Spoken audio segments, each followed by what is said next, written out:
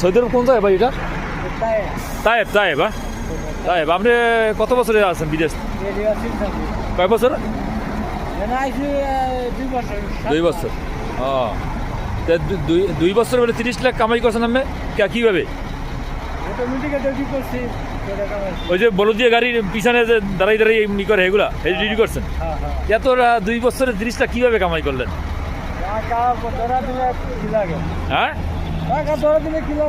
এই যে 30 লাখ কামাই করছে বিদেশ আই দেয় নাই, এই যে এখন এই ময়লা পরিষ্কার করতেছে, আসলে এই লোকগুলোই কিন্তু আমাদের দেশের সম্পদ।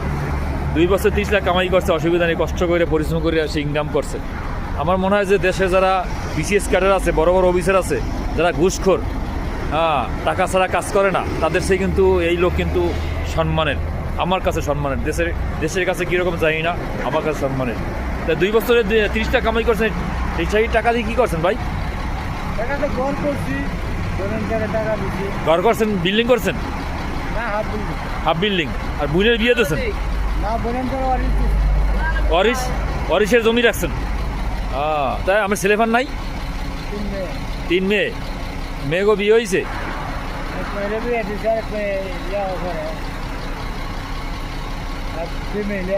লেখাপড়া করে তো ভালোই তো মাশাআল্লাহ।